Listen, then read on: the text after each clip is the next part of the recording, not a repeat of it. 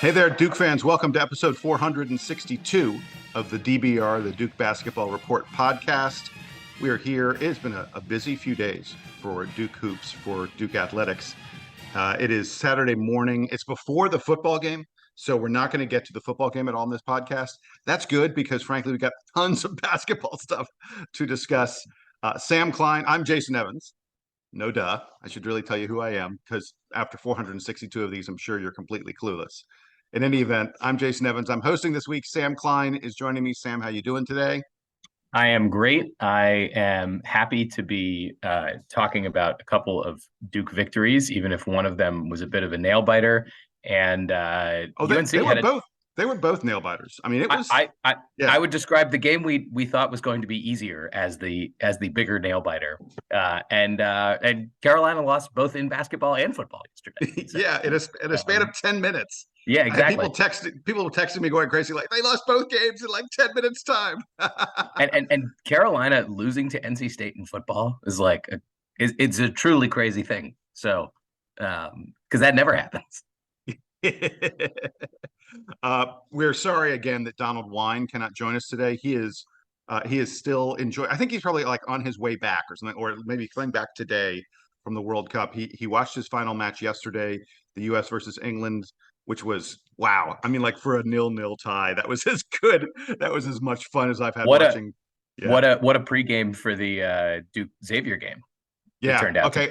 Right. So raise your hand if you maybe missed the beginning of the Duke Xavier game because you could not stop watching the U.S. Men's. It was stressful. The end of that USA England match.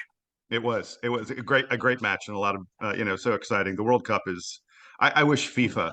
I wish FIBA, the basketball folks, would understand 1/10 of what the football, the soccer folks understand and make their tournament a little bit more interesting. I could do 3 podcasts about the ways FIBA has screwed up international basketball. But we're here to talk about Duke basketball. How about we get to that, Sam? You think that's a good topic? Sounds good to me. All right, so here's the rundown. Here's what we're going to do. Even though we got 2 games that have happened in the past 2 days, we're going to recap both of those, both the surprisingly close game against Oregon State and then the game against Xavier that was expected to be close and was close. We will then take a break after we do that, and then we will come back and preview the championship game coming up Sunday evening in the PK85. That is not against Gonzaga. A lot of us had looked forward to and were expecting it to be Gonzaga. It's not against Gonzaga. Instead, it's against Purdue, which is also a really, really good team and a tremendously interesting matchup between the Duke front line, which has been so impressive this year, and arguably the best player in the land so far this season in Zach Edey of Purdue, 7'4". Well, okay, we're going to get to that later. First, we got to talk about Duke versus Oregon State, which is the first game that happened this weekend. The Blue Devils win that game 54-51. In our preview, Sam, we said Oregon State's not good. This is not going to be competitive. Duke's going to handle these guys with ease. We were way wrong. Way wrong. Let's start with headlines. Give me yours, I'll give you mine, and then boy did the listeners come through with a ton of headlines. My headline from this game was "Damn it," but I spelled "damn" D-A-M. So I like that. That was it. Just damn it. Yeah, we got a number of headlines related to Beavers. I was on the same kind of theme. I said, "Beavers dam up the Duke basket, but rebounds rule the day for the Devils," because the story of this game was Duke couldn't shoot. But if they missed, they just grabbed the rebound. So tried again and clanged another one. Right. Yeah. Eventually, though, we got them in the basket enough to pull out the victory. Here are we must have had 15 at least headlines. I picked out 5, which is way more than I should, but I'm still doing 5. Anthony Sherry. Duke has to flip the switch as young team gets the win. Clearly talking about Kyle Filipowski and Ryan Young, who were the stars of this game. Jason Wilkinson with the headline, Beavers nearly take a bite out of Duke. Ken Swanner, Beavers gnaw on Duke, but come up short. Brian Campbell gave us awful offense, almost outs Blue Devils. I just love the way that kind of rolls off the tongue. And then Kenneth Hazen. Get ready for this, because you have to listen to it twice. Duke doubles denies Oregon State because both Young and Filipowski had double doubles. So props to those folks. A hat tip to all of our headlines. Sam, up next, the good. I think I can guess where you're going to start, but go ahead and start it for me anyway. Is it rebounding? Yeah, you think? Yeah, I maybe. think I think in the Oregon State game, the only good thing was rebounding. No one was shooting the ball well. I guess maybe you could say that Duke was playing somewhat effective defense because Oregon State only scored 51 points, but it's sort of like leave all of this out for Duke. So in total, Duke grabs 45 rebounds to Oregon State's 29, including 22. Let me say this again: 22 offensive rebounds for Duke. Almost as many offensive rebounds as they had defensive rebounds, and they nearly beat Oregon State on that end of the floor. 22 offensive boards to Oregon State's 23. That is a recipe. Like this is sort of, or this must be the worst outcome that could happen in a game where you have near parity at one end of the floor on the glass. The rebounding stats in this game are crazy. You already said Duke out rebounded them by 16. Duke has through this game, Duke had out rebounded all 6 teams that we played this year by a double-digit margin. That's outrageous. It's the longest stretch in the history of Duke basketball of out rebounding teams by double digits. I mean, it's bonkers that they're doing this. And through our first 6 games, Duke has 106 to 44 advantage in offensive rebounds. We're plus 62 in offensive rebounds. I mean, we're just crushing teams on the boards. If you can't shoot, just miss it and grab the rebound. That was our theory in this game. It was a kind of a miracle that Duke won a game where we shot 26% from the floor. We kept on taking threes and missing them, and we kept on taking twos and missing them.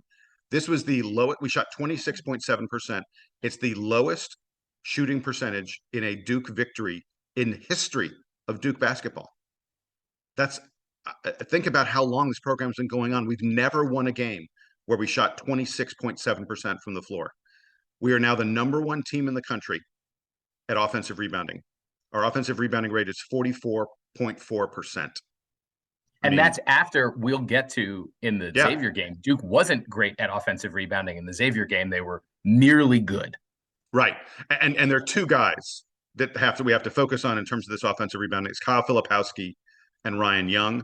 Ryan Young, by the way, after the Xavier game, is 4th in the nation, #4 in the country at offensive rebounding rate. He grabs better than 21% of all shots missed when he's on the floor. It's just ridiculous. You don't see numbers like that. And Kyle Filipowski is just like, he's like one of the best offensive and defensive rebounders in all of college basketball as a freshman. What the 2 of them did in this game, they willed Duke to victory. There's no other way to say it than that. Filipowski, by the way, now has 66 rebounds through his first 6 games through the Oregon State game. That's more than any Duke freshman ever. Better than Mike Jaminski. Mike Jaminski had the old record of 65. So arguably, I mean, it seems crazy when you think about the number of impressive freshmen that Duke has had in history. Kyle Filipowski's early on putting up one of the best freshman campaigns we've ever seen for a Blue Devil. I was thinking not so much during the Oregon State game, because I wasn't thinking any positive thoughts during the Oregon State game, but during the Xavier game, even while Jeremy Roach was keying the victory for Duke in the second half, I was thinking for most of that game, wow, I can't believe that Kyle Filipowski has turned out to be the best player on this Duke team so far this year. Like Roach made a few, and I know we'll talk more about this. Roach made a few incredible plays down the stretch against Xavier, but Filipowski had some of the best moves, both on the glass and like with the ball, passing the ball, shooting the ball. It's incredible the way that he has just become a huge force, and not just against, overmatched opponents. Oregon State should have been an overmatched opponent, but even against good opponents, the degree to which Kyle Filipowski has just taken over the game for Duke. You alluded to it, but the other good thing, in addition to the rebounding against Oregon State, as we try and compartmentalize into, specific games, was the defense. Oregon State made one field goal in the final 10 minutes of the game. I mean, I know this was a low scoring game, but again, they made one field goal. There was only one time they took a shot and it went through the basket in the final 10 minutes of the game. In the final 5 minutes, they only scored 4 points. Crunch time, winning time. Oregon State scores a total of 4 points, all of them on free throws. Duke only allowed 24 points in the second half, only allowed 51 points on the game. It was our defense was good enough to win. Thank goodness, because our offense was terrible. Should we go to the bad, Sam? I don't want to say much else on the good from this game. In a game where we said that Duke was going to win handily, and this is the worst. This is the worst game so far this season for Duke. Yes, let's talk about the bad. There's much more to dissect here, and I wonder how differently we would be having this conversation if Duke didn't come back against Xavier and look at least much improved, if not perfect, given Xavier kept it close. But yes, let's talk about the bad. Yeah, well, and so first of all, Oregon State is not a good opponent. There have been some times that Duke has played teams where you go, oh, those guys are better than you would think. All right, I don't think Oregon State. No, that's not the case here. I mean, they may be better than 230th or something like that they were ranked coming into this game, but this is still not nearly a top, not even a top 150 team in the land. I would doubt it. This might be their best performance this season. Yeah, there were some insane, crazy plus minus stats. And look, I say this every time we talk about plus minus. In one individual game, plus minus can be really screwy for reasons that have nothing to do with the individual player. But when you hear the players that I'm about to give you plus minus stats on, you're going to go, yeah, that guy played great. Oh, that guy, not so much. Check this one out. Ryan Young was plus 15 in his 30 minutes of playing time. In a game that Duke wins by 3, Ryan Young was plus 15 in plus minus in his 30 minutes. Derek Lively, the other center, was minus 12 in his 10 minutes of playing time. Ouch. Not good.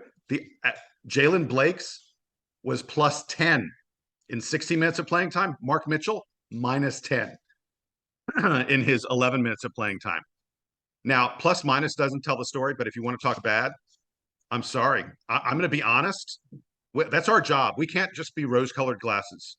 Tyrese Proctor was awful in this. I mean, epically awful in this game. He kept on getting wide open threes. Oregon State, I guess, had decided, Oregon State is just really terrible at defense. They decided we're going to leave this guy wide open. We're going to concentrate on other stuff. For the most part, Oregon State was packing it in, trying to stop our big men, and they were leaving Tyrese Proctor open. And he kept on taking wide open three-pointers and missing them. And then at the other end of the floor, he was committing fouls and putting them on the line. And we talked about how much Oregon State was struggling to score. With 58 seconds left in this game, it was a 1-point game. Tyrese Proctor fouled an 80% free throw shooter for Oregon State. The guy was like 83% or something like that in the season. And he missed the front end of the 1-and-1. That may have saved I'll be honest. If he makes both those and Duke's down 1 with less than a minute left, the way we are playing offense, I'm not sure I would say we would be definitely picked to lose the game at that point. And it's not just the box score. Like watching him on the floor, it wasn't just that Tyrese Proctor was 1 of 7. He just looked awful the whole time he was out there. I'm actually surprised at this point that Jon Scheyer hasn't removed Tyrese Proctor from the starting lineup and replaced him with Jalen Blakes or I don't know. I suppose if Tariq Whitehead was healthier and looked a little more in game shape, then it might be him. There might be a method to this. I mean, Jacob Grandison. There's Jacob Grandison has had games where he's been infinitely better than Tyrese Proctor. And it's going to be something to watch, I think, this season because we were so high on Tyrese Proctor coming into the season. I think mostly from reports. It's not like he showed us. He showed us glimpses at times. There are glimpses, yeah. And maybe this is the first big challenge that Jon Scheyer has because look, it's a bummer that Duke lost to Kansas, but I think we said after that Kansas game, fine. Kansas is also really awesome. They're a big time national title contender. And it's totally fine for Duke to, lose by a couple possessions to Kansas early in the season on a neutral floor. Nothing wrong with that. Although it's worth noting, Kansas has not looked great since that, and True. they just lost. Fair. They lost badly to Tennessee the other day. They've had some close games, like how Kansas looked coming out of that Duke game and how they look now a week later are not the same thing. It's not like Duke got blown out by them though, right? Duke, right, exactly. This Oregon State game is the only like real blemish on Duke's record to this point. So as far as is John Shire going to be completely overwhelmed by the circumstances? No, right? Things seem to be going fine for Duke this season, and a lot of my fear about like what does it mean that Duke is taking on a first-time head coach? I don't know if it's a lot of it. Some of that has been allayed at this point. Let's see how John Shire reacts to ACC season, where I'm sure there will be more losses because the intensity gets ratcheted up, especially in away gyms. But I think the first challenge, it seems like, for Shire this year is going to be what to do with Tyrese Proctor. And maybe it gets sorted out because when Dariq Whitehead comes back, it sort of becomes obvious that he has to be in the starting lineup, and Duke is able to figure that out. But does Shire keep giving Proctor 15, 20 minutes a game if he's missing shots and turning the ball over and committing bad fouls? Duke also has the benefit, it seems like so far this season, if Proctor has been so mediocre, I suppose, Jalen Blakes has been, I think, even stronger than I expected him to be. So it seems like Shire has a very easy, like, well, let's just plug in this other guard here into the lineup. But the way that he manages that, both in the media and behind the scenes, I think is going to be really interesting and may demonstrate to us some of Shire's maturity as a coach really early in his career. I don't have the stats game numbers pulled up in front of me, Sam. While I'm talking about this, you can get them. But Jalen Blakes, I know we're technically in the bad section here, but I'm going to go to a good thing. Jalen Blake's crunch time minutes, I'm losing that category. I think I had 2 minutes or something like that. I think I've already lost that category. When the game is on the line late in the game, Jalen Blake's is absolutely in the game, belongs in the game. I mean, he is so overperforming my expectations. I'm not sure there's ever been a Duke player to overperform my expectations like this.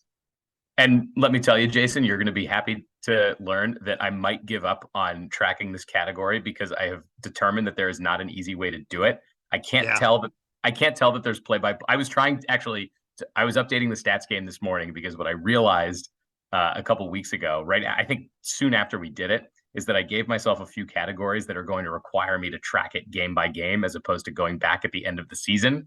This is one of those where I thought that there was easy play-by-play data that had the substitutions in it, and I can't find that. So if someone knows where I can get that information, because I don't think it's available on ESPN or on Sports Reference, if you know where I can get the easy substitution data, please send it to me so that I can win this category. Because so far, I think Jalen Blakes probably has something like 5 or 6 crunch time minutes given these 2 games from Portland so far. And you're right, Jason. If we want to go back to the good, Jalen Blakes has been outstanding, holding it together for Duke, both on defense and on offense. And I'll spoil one thing for you, which is that my play of the game, if we're doing the play of the game for the whole 2 games here, my play of the game is Jalen Blakes. No, we're going to do it for both games. Each game gets a play of the game. Well, my play of the game for the Xavier game is going to be Jalen Blakes grabbing the loose ball that Jacob Grandison tips and going down to the other end for the and one. He's keeping it together for Duke in a way that I didn't even expect. So pretty awesome so far for Blakes. Should we get back to the bad? Yeah. Go ahead. Go for it. So we talked about Proctor, which I think is the biggest bummer here. In general, the shooting from Duke, there was a lot of outside shooting that just wasn't working. Jeremy Roach, I guess we have to call out. We're going to talk about how great he was down the stretch against Xavier, but against Oregon State, Jeremy Roach also was taking weird, ill-advised shots, took a lot of threes that were clanging off the rim. Not that any Duke players were reliably hitting their threes, but Jeremy Roach he's the junior, he's the captain. He's the point guard for Duke. We expect Jeremy Roach to have a little bit more handle on the game in situations like this, where Duke is in a close one against a bad team, or even if Duke is in a close one against a good team. Roach is the one who's supposed to be stepping up. As great as it is that Jalen Blakes is playing well, I expect Jeremy Roach to be doing some of the things that Blake's is doing. So Jeremy Roach is one of the low points as well for me in the Oregon State game. Yeah, and look, the 3-point shooting was absolutely abysmal against Oregon State. Filipowski's 1 of 5, Roach is 1 of 7, Proctor's 1 of 6. And I want to be clear about something. They weren't bad shots. Like, it wasn't like we were taking three. Yeah, it wasn't like we were taking threes. You're like, oh, I'm not sure about that one. Like, those were wide open threes, and we couldn't hit them at all. I mean, in this game, Duke hit 17% from 3-point range.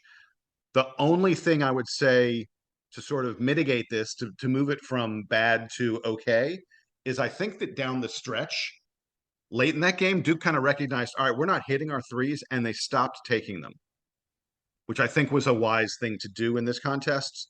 And they just started trying to pound the ball closer to the basket, because that meant there were opportunities for Filipowski and Ryan Young to grab those offensive rebounds, which is what saved Duke and ended up winning the game for us. All right, Sam, are we ready to get to? Let's do our play of the game, our favorite play from the game. Give me yours. Can I take both of Dariq Whitehead's 3-pointers early on? Because I think the most exciting development for me in this game is that, look, it's not at the 25 or 30 minutes a game that he should be playing, but early in the game, Dariq Whitehead showed a lot of why he's supposed to be one of Duke's, if not Duke's, very best player this season, and very confident. I thought taking those 3-pointers, I was really excited to see them. I thought early on, and I almost texted you guys this, that wow, if Dariq Whitehead is hitting threes, Duke's gonna run away with this one, and not probably even in the way we expected. So give me both of Dariq Whitehead's 3-pointers that looked really smooth early in the game. So I've got two nominees. Two picks is my favorite play. That's not quite how the word favorite works, but I'm gonna take a little bit of a privilege here and do this.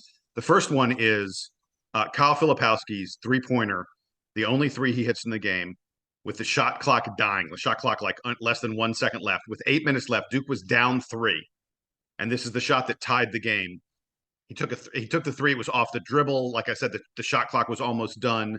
It was one of those situations where you're like, there's no way Duke's getting a positive outcome out of this, and he drains a 3-pointer at a huge key moment. It's probably the last 3-pointer Duke made in the whole ball game. But it was a huge moment in the game for Kyle Filipowski to do that.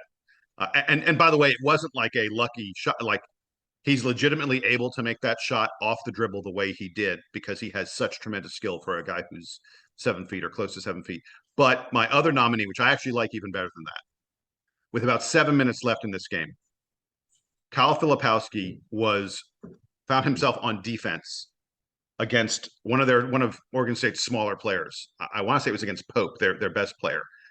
And the guy kept on making moves, kept on trying jab steps, kept on trying to free himself up, because he was being guarded by a 7-foot center who probably shouldn't have any business on the perimeter guarding a player like that. And lo and behold, Kyle Filipowski would not give an inch. He battled and battled and battled, forced a bad shot, which ended up getting blocked by Ryan Young. And that possession, to me, set the tone for the defensive intensity for Duke down the stretch. Flip battling a guy smaller than him and not giving anything up, and then Ryan Young blocking the shot. Those two guys led what I thought was a great defensive and effort on the boards. That's the whole reason Duke won this game. And I just thought that one play, it's so rare that a defensive play ends up being the play of the game, but to me, that was the one, and it sent Duke going forward. All right, Sam, we're going to advance now to the next game, because the Duke played the very next day against Xavier, a considerably more impressive opponent, one of the best offensive teams in the land. The Blue Devils win that game 71-64. It was reasonably close down the stretch, but Duke had this one. Duke had the lead the entire second half. I'm fairly sure.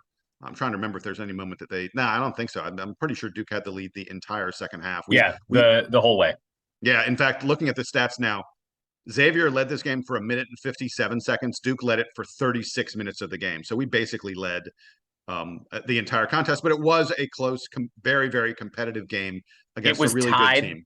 Jason, with about 5.5 minutes left in the first half, and then Duke took the lead the rest of the way. But it felt the whole time closer than that, and especially there was a moment down the stretch where Xavier cut the lead all the way down to 3 and had sort of all the momentum coming back. So even though Duke had the lead the whole way in the second half, it certainly didn't feel like this game was over at halftime or anywhere close to it.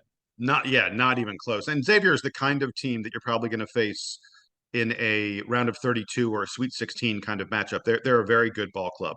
And this is a really nice win for the Blue Devils coming off of especially the poor game to Oregon State. Let's do headlines first, Sam. Give me your headline.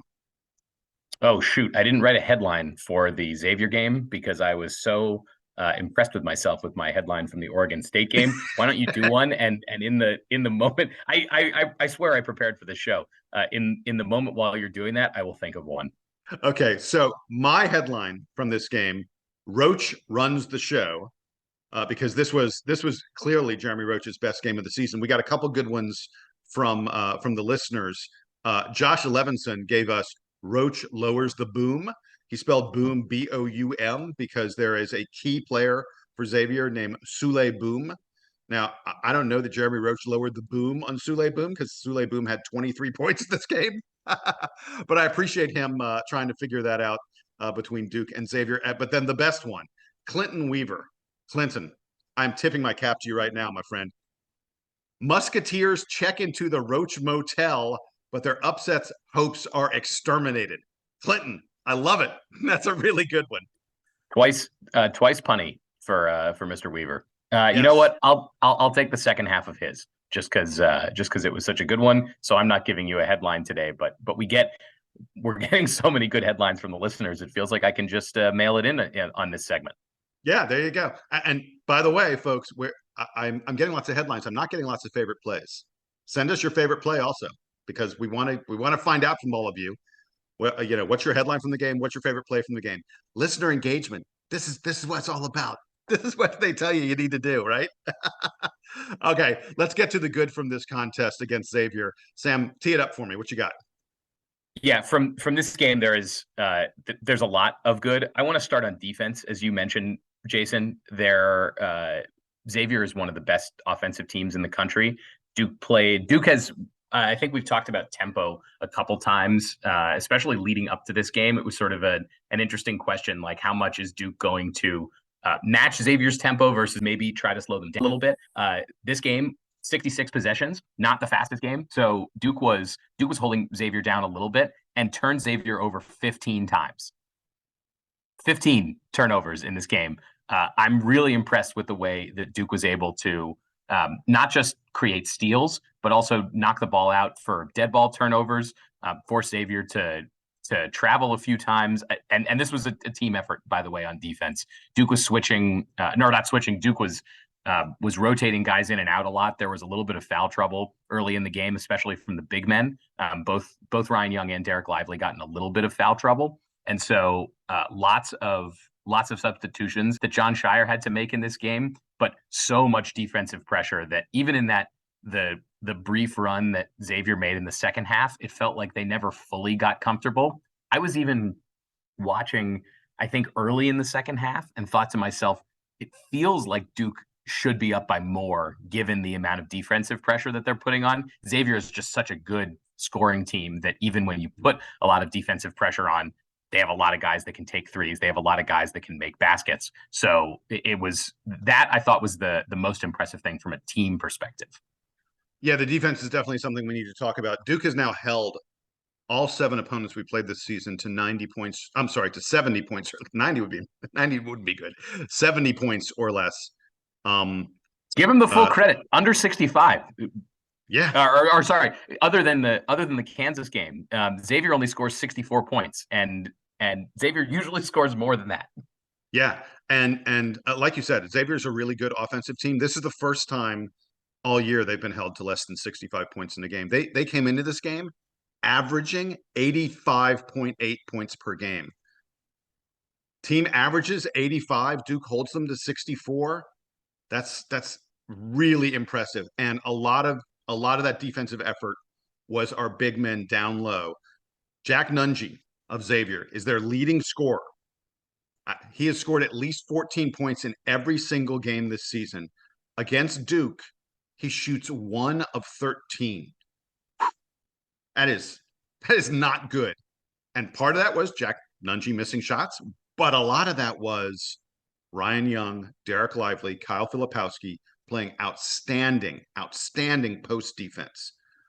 Duke held Xavier without a field goal for the final 5:51 of this game. They got 2 free throws with 5:10 left, and then they didn't score again until 2 more meaningless field goals with 13 seconds left. Basically, the free throws at the end of the game. Free throws, sorry, not field goals. Free throws. I apologize. I missed. I knew Jason. I had to watch this game on delay a little bit, and so I knew the final score as I was watching. I finished it actually this morning before we started recording, and so I know what the final score is going to be as I'm watching the last 5 minutes, and I'm thinking to myself, "Huh, I guess Xavier never really threatens Duke here at the end of the game, at least in those last couple minutes, because they Duke just totally puts the clamps on them at the end."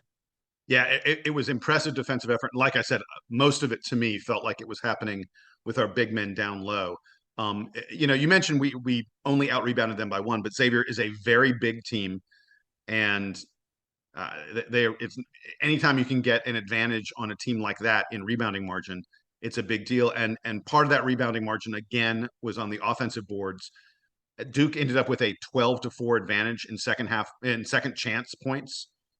Duke only had 9 offensive rebounds, but we were able to convert, a decent number of them. And part of why we didn't have as many offensive rebounds as we usually do is, Sam, are you ready for it? Duke actually shot well. Big shot making. Huge. I mean, way to learn your lesson immediately from the Oregon State game. Yeah, I mean, literally on the backs of the Oregon State game where we hit 26%, Duke hits 50% of their field goals in this game. We hit 45% from 3. It's really interesting. Against Oregon State, we took like 29 3-pointers. In this game against Xavier, we only take 11 3-pointers, but we hit 5 of them. The shooting was really on display. And all right, time to get to the players. Sam, Jeremy Roach, clearly. Let's talk about Jeremy Roach. No question about it. His best game of the year. Utterly dominant when getting into the lane. He would get in there. He would finish with layups. He would finish with floaters. He took short range jumpers. Not necessarily the shot that I love the most, but he was nailing them. On this game, Jeremy Roach hits 9 out of 15 shots. He goes for 21 points. He had 5 assists, only 4 rebounds, just barely missed out on the 10-5-5 game that we've been looking for from him. And it really felt like more so than any other game, he was running the show. We've talked a lot about the fact that, Roach and Proctor and Blakes are all sort of sharing the distribution job, sharing the job as the main ball handler. In this game, it fell to Jeremy Roach more than it has in any other game, and he really came through. Played, by the way, 35 plus minutes. Usually Duke's minutes are more evenly divided than they were in this game. Roach and Filipowski and Mitchell each topped 31 minutes in this game. Those were 3 guys that had to be on the floor, and the one who had to be on the floor more than anybody else was Jeremy Roach. And Corey Alexander was beating us over the head with this in the commentary because I guess he knows Jeremy Roach very well, so he was talking about this a lot. But he mentioned that when Roach is able to get into the lane and find even a tiny amount of space, he has so many different ways that he can finish, which I don't think has been as apparent in most of Duke's games this season. I think in a way Roach has deferred a little bit to the new guys to try to get them going. Maybe for some reason he's not feeling comfortable. But like you said, Jason, his best game so far this season displayed so many moves that we either haven't seen from him this year or have seen in very limited spurts, and also sort of maintaining the attitude for Duke in this game.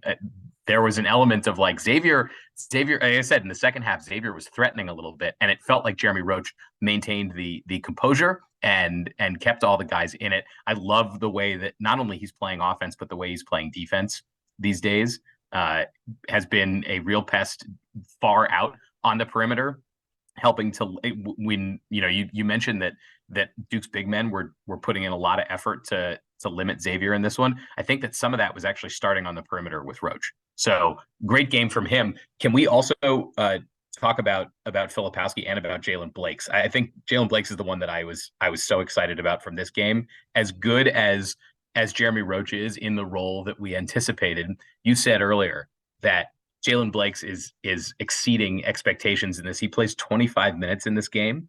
And look, it's not like he's scoring all the buckets, although he does have my play of the game from this one. But as a distributor, as another defensive pest on the perimeter, and as someone who's sort of keeping everything together for Duke, Jalen Blakes is playing a lot of roles and doing it off the bench. So we've now gotten, I think, to the point in the season, we're only 7 games into this thing, but we're now at this point in the season where at around the first time out, Jalen Blakes comes in and I get a little excited. Like I'm hyped to see Jalen Blakes come off the bench because I know that some awesome, energy play is about to happen for Duke. My Jalen Blakes takeaway from this game is a word of warning to everyone in college basketball. Do not try to take a charge from Jalen Blakes. My man is thick. He is muscular. There was a point in this game where he was going toward the basket and a guy from Xavier tried to take a charge on him. And the Xavier dude ended up on his ass on the ground. I forget. They did not call the charge. I think Blake's ended up getting free throws out of it. But the guy from Xavier was like holding onto his chest. I think he thought he'd been punched by Mike Tyson. It was. I think it was Kunkel. Stayed on the ground. I think Kunkel stayed on the ground for like an extra 5 seconds. That you're like, okay, it was fine. Get up. But Blake's, I think, knocked the wind out of him. Oh yeah, Jalen Blake's bringing the ball to the hole hard. Hey, the guy I wanted to talk about, in addition, we talked about Jeremy Roach, Mark Mitchell. Mark Mitchell, have yourself a second half, my friend. He came out. Here's the start of the second half. This is the play-by-play of the second half. Mark Mitchell makes a layup. Mark Mitchell blocks a shot. Mark Mitchell makes a layup. And then about 30 seconds later, he hit a three-pointer. He scored 7 points in the first 2 minutes of the second half, helped Duke stretch it out to a 13-point lead. Look, Mark Mitchell is one of these freshmen who we've seen having up and down games. He was bad against Oregon State. He only played like 10 minutes against Oregon State. He was not good. In this game, 31 minutes played, 6 of 11 from the field. Like I said, he hit a three-pointer, ends up with 16 points, and just his energy. He had a number of times, he grabbed 5 rebounds, but he affected more rebounds than that. I thought it was one of his better games of the year. And again, playing against a big athletic team like Xavier, it was very impressive to me and we needed Mark Mitchell in a big time in this game because some of the other, wing kind of guys, Jacob Grandison had a very, very poor game. I thought only played 10 minutes. Jacob Grandison's plus minus was minus 13 in 10 minutes of playing time. That's disturbing. That's not good. And we've mentioned, Tyrese Proctor continues to struggle. Tyrese Proctor to me, look, and we're mixing good and bad now, and I apologize. That's going to be how it goes here. Should we flip it all? Should we go to the bad now? I guess we can. All right. I don't mean to bag on Tyrese Proctor too much, but here I am bagging on Tyrese Proctor. Anyway, in the previous game, he took 7 shots. In this game, he only hit 1 of them, and he looked not good. In this game, it looked like Tyrese Proctor was back to being tentative, afraid of what to do, afraid of making a mistake. He was 0 of 2 from the field. He played 18 minutes, only took 2 shots. He didn't hit either one of them. He had 2 assists and 2 turnovers. I thought his defense was nothing special, nothing, worth talking about. Like you said, Jalen Blakes was clearly the better player for Duke in this game. Proctor's he's in a major, major funk. And I don't know what it's going to take to get him out of it. I'll extend your commentary on Proctor to most of the guys on this team because this is probably the game this season where Duke's quality was concentrated the most in the fewest number of players. And you mentioned how 3 guys played over 30 minutes. Jalen Blakes plays 25 minutes in this game. And basically everyone else, Ryan Young has a pretty decent game for Duke. Everyone else is fairly mediocre for Duke in this game. Not only Proctor, you mentioned Jacob Grandison, Dariq Whitehead. After I said I was excited that he made some shots early in the Oregon State game. Was mostly a non-factor against Xavier, and so I'm a little concerned. I think post this game about the quality of depth. When it comes to Derek Lively, he ends up with 4 personal fouls in this game. Was on the bench mostly, I think, because of foul trouble. He had a couple of really cool blocks, which were, they're fun. But if Lively can't stay on the floor, and if he can't finish, I think he had one good putback dunk here, but overall, like not his best performance either. So a lot of uneven play from the guys who weren't, quote unquote, the stars in this game. And I think that's the most concerning thing. The thing that I think Duke is going to be spending the most time on between, post game yesterday and when they tip off tomorrow against Purdue. There are a lot of guys that feel like they have areas for improvement after this Xavier game, despite the victory and the, and as good as Roach, Mitchell, Blake's Flip have played in this one. Yeah, and keeping on with Derek Lively, his free throw shooting, I don't think he came in with a reputation as a guy who's a bad free throw shooter. He was 0-4 in this game, and they, like every single one of them, like as soon as it left his hands, you're like, that's not going in.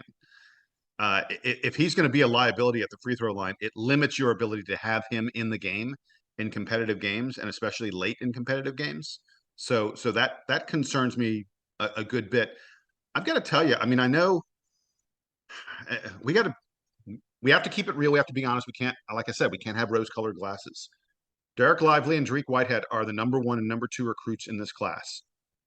And yes, I know they were. Look, I know Whitehead was injured for a month, like 6 or 8 weeks, couldn't practice. And I know that rust is hard to get off. And Lively missed probably about 3 weeks or so, from what we understand. And missing weeks early in the season is even more difficult than later on, just in terms of, they never got into a rhythm to get back into a rhythm. They're trying to get into their first rhythm with their teammates and with the team.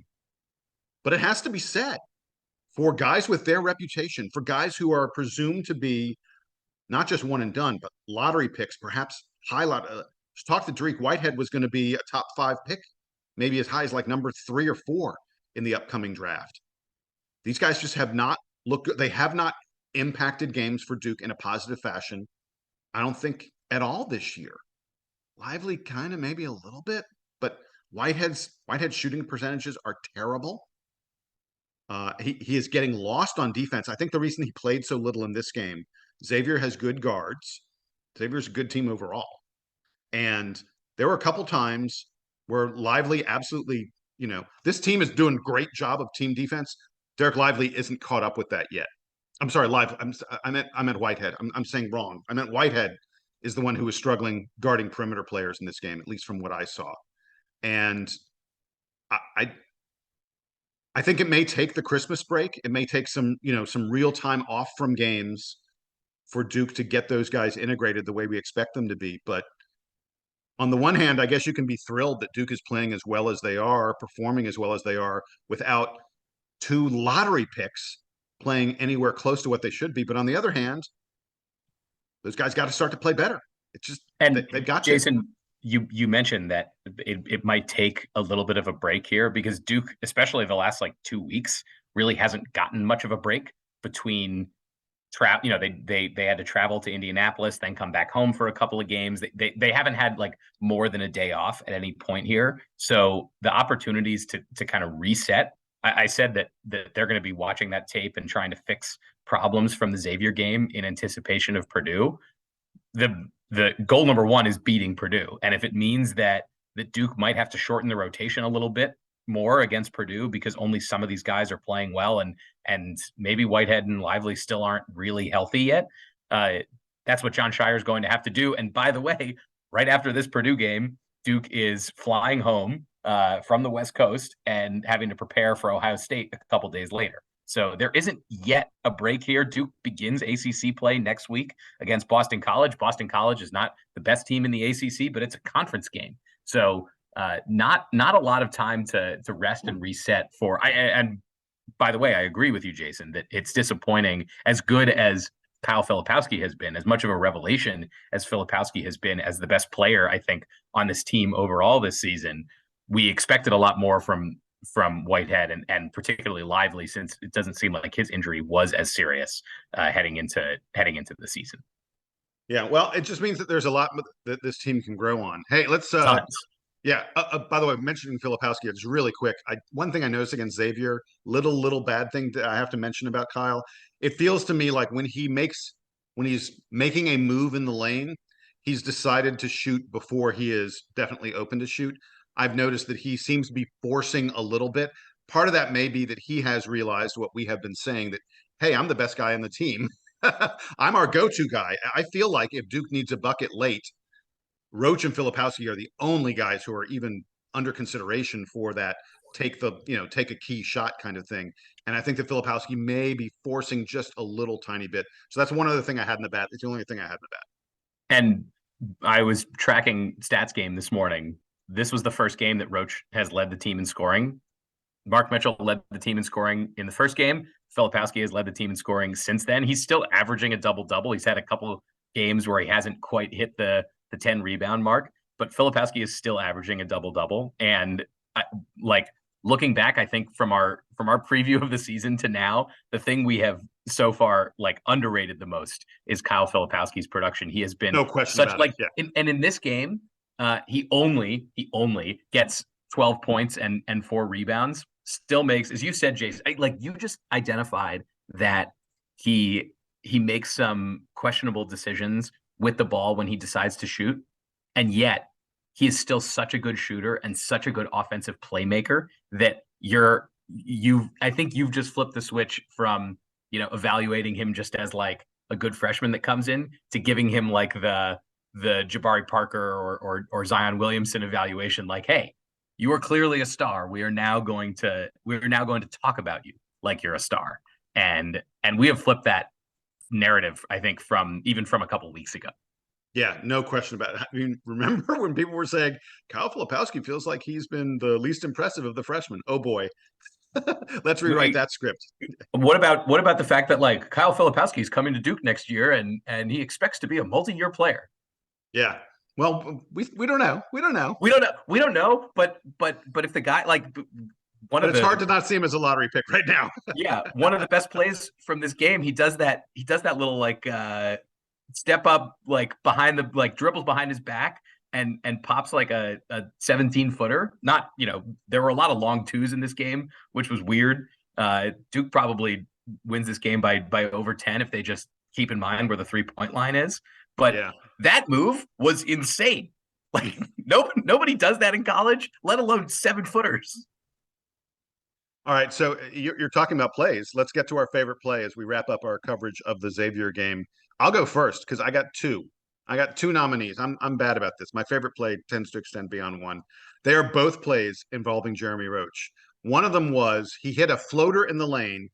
Xavier got the ball and raced down toward the other end, and Jeremy Roach drew a charge at the other end. It was like the epitome of, I'm going to beat you on one end and I'll beat you on the other end. Encapsulated in like, was that his lefty floater? The most impressive floater was the lefty floater. Is that no? That's my other. That's the other favorite play. I swear there were 3 guys guarding him on that play, and he went. There were 2 of them that had like him walled off on the baseline, and he went through them and then took that little lefty floater from 5 feet or something like that, right at the rim. First of all, shooting that shot left-handed, outrageous. I don't know how he got between those guys and still he was dribbling. I don't know how he got his dribble between those guys. It was some kind of feat of magic by Jeremy Roach. That was my favorite play. I mentioned earlier, I liked the Jalen Blake's recovery of, I think it was Grandison that tipped the ball out. Blake's got the steal and then ran it down for the and one. And then Filipowski's behind the back thing. It wasn't like a decisive play. I think it was relatively early in the game, but it made me go, whoa. All right, so that's going to wrap it up for our coverage of Duke's 2 victories, but their weekend is not done. The Blue Devils will be playing Sunday night against the very impressive Purdue Boilermakers. We're going to have a preview of that game, including perhaps the best player in all of college basketball. Ken Pomeroy says the number 1 player in college basketball plays for Purdue. We'll tell you about him when we come back.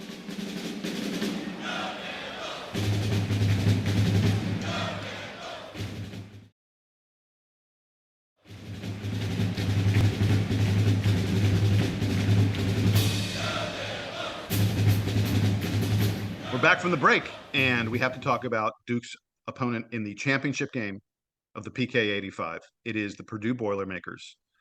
Purdue is led by Zach Edey, who, as I said right before the break, is the number one player in the Ken Pomeroy Player of the Year standings. Kyle Filipowski, by the way, is fourth. Zach Edey averages 21.5 points per game, 13.3 rebounds per game, 2.8 blocks per game. Wow. Sam, tell me a little bit more about Purdue. I know you typically look at the players.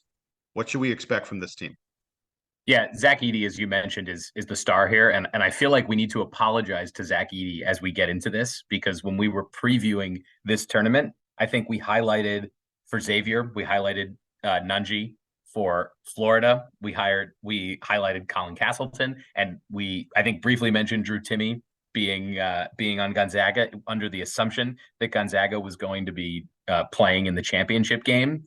And lo and behold, the best player in the tournament is Zach Edey. And look, is Zach Edey. And by the way, going into this game, if you could avoid seeing any graphics about Zach Edey versus Kyle Filipowski, good luck, because that is going to be so much of the conversation here. Purdue has a few pretty impressive guards, but everything goes through Edey. Purdue was really great last season, but they had a number of guys, including Jaden Ivey, who was a top NBA pick. But they have a couple guys who are now in the NBA. They've lost most of their production from last season, except for Edey. And this is not just a big man. This is a huge man. He's 7'4". He weighs almost 300 pounds.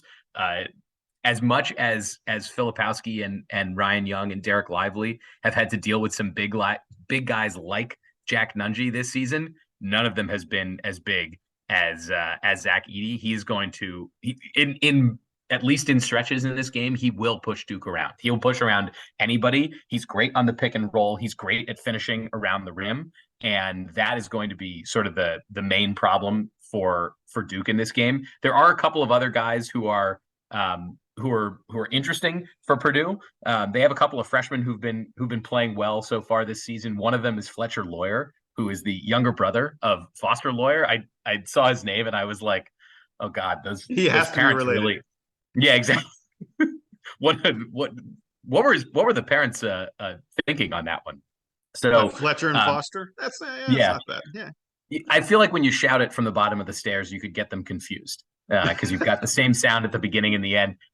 Fletcher Lawyer was the highest rated recruit that Purdue got this season, but the most productive one so far this year has been Braden Smith, who came in as a 3-star, but has been scoring and distributing.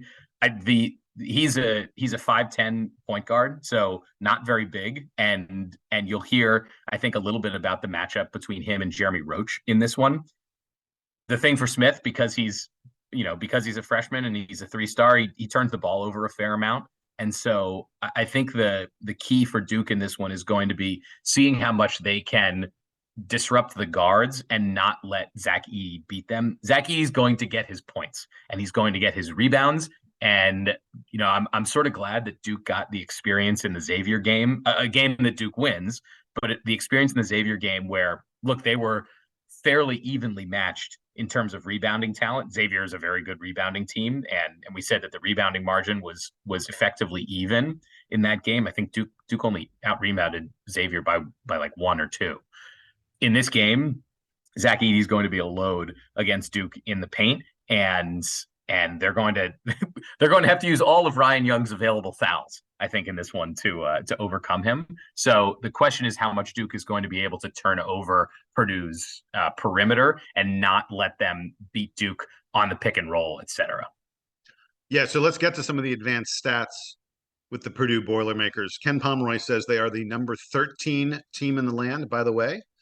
They are ranked ahead of Duke. Duke is now number 15, and Pomeroy's computer expects Purdue to win this game 68-67. So if you think Duke is favored all the time, we are not favored in this game.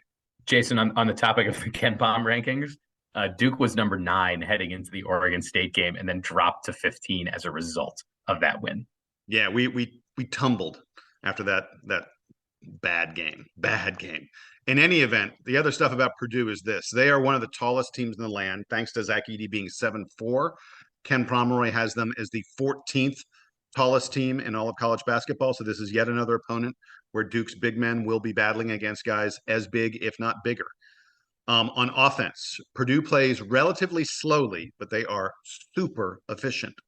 They hit almost 56% of their 2-point shots. They're a very good free throw shooting team, 77% from the free throw line. They are an excellent offensive rebounding team.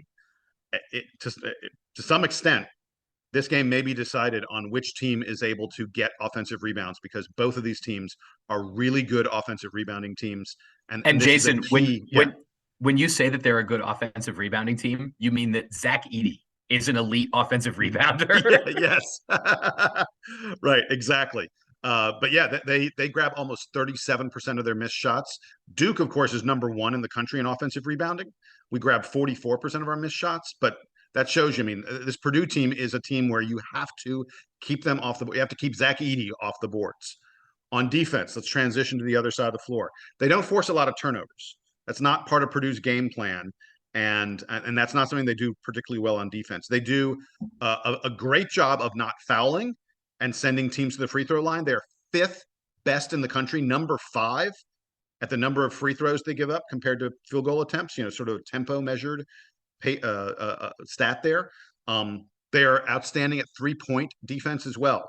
We've seen Duke struggle at times from 3. Purdue only allows 25% of opposing 3-point field goals to go in. One of the 15 best in the country at 3-point field goal defense.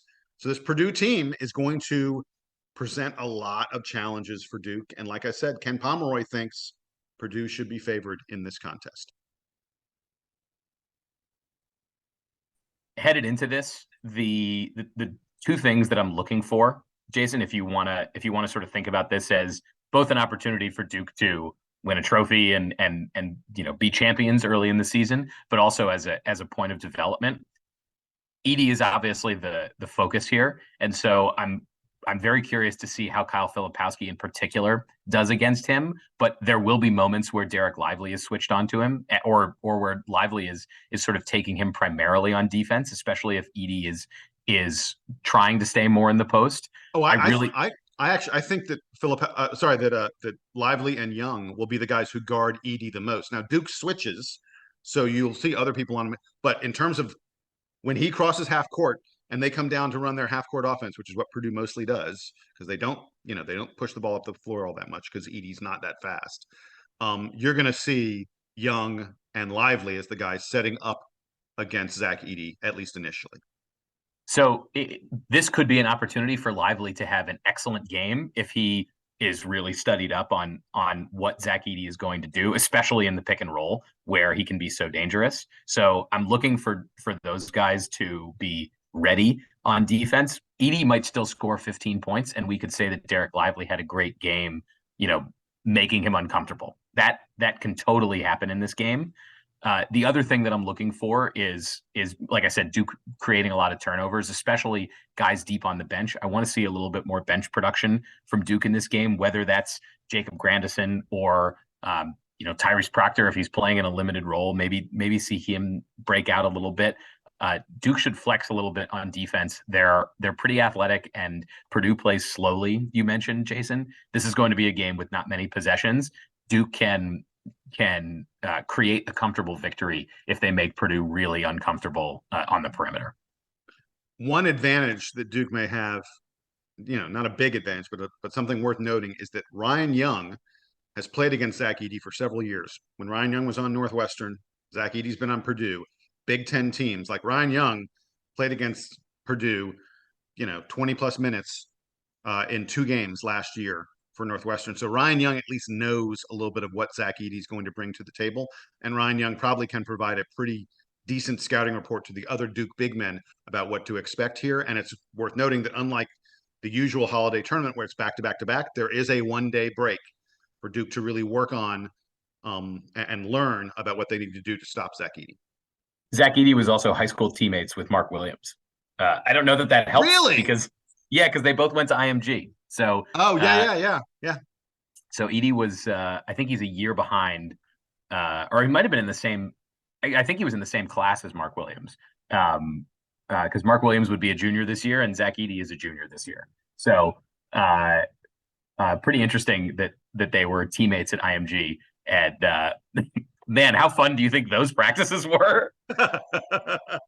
Yeah, 7-1 Mark Williams being towered over by 7-4 Zach Edey. Wow. Well, we are going to call it quits at this point. We've been going on long enough. It is time Jason, for. do we want to put off picking a player of the week, even though technically the week ends on Saturday? Should we hold off picking a player of the week until after the championship out in Portland? Yes, we should, because the week doesn't end on Saturday. The week ends on Sunday. Who says the week ends on Saturday? The Western calendar, the weekends on Saturday? No, that's how we've always done it. No, we have not. The weekend's on Sunday. If Duke has a game on Sunday, that's part of the week. When we recap it, the week ends with the thing we're in right now. It's called the weekend, and it extends through Sunday. The first day of the week is Monday. I didn't know we were going to have this argument today, folks. I'm going to go back and do some research on our prior episodes. I think we have picked player of the week after Saturday games, but look, especially in this instance, I think it makes sense for us to wait until after the tournament is over, because it is one sort of set of games. Yeah, exactly. And I'll give you that. Okay, and we can't forget the Bellarmine game from Monday. I will not. Right. That is part of the calculation of player of the week, but we will not be doing it right now. Instead, I have already actually forgotten about the Bellarmine game, but if you needed to fall, I'll pick Kyle Filipowski because I have a pretty good feeling that he's probably my player of the week. So if we had to do it right now, look, after yesterday, I might pick Jeremy Roach from because of his performance against Xavier. So I'd say that, like, heading into the Purdue game, I'm maybe leaning Filipowski, but you could convince me for Roach pretty easily after his performance against Xavier, and we'll see obviously what happens against Purdue. This is a game maybe that Duke will remember this season, because this Purdue team is better than the Xavier team that Duke just beat, and maybe one of the best teams that Duke plays in the regular season this year. Yeah, the other guy to keep an eye on is Ryan Young. I have to look and see what he did against Bellarmine. I don't remember it, but Ryan Young has been really good in the first two games of this tournament. All right, enough. We got to go. For Sam, I am Jason. For Donald over in Qatar, watching the U.S. men's national football soccer team, whatever the hell they're called. That is it for this episode of the DBR Podcast, the Duke Basketball Report. Remember, like and subscribe. Remember to write to us at dbrpodcast@gmail.com. We'll be back very, very quickly, soon after Duke plays Purdue, before Duke plays Ohio State. The games are just crammed together here. It is really difficult to get these podcasts done and edited and out into your feed, but we're doing it as fast as we can. We are all done. It's time for the Duke band now. Play us out and take us home.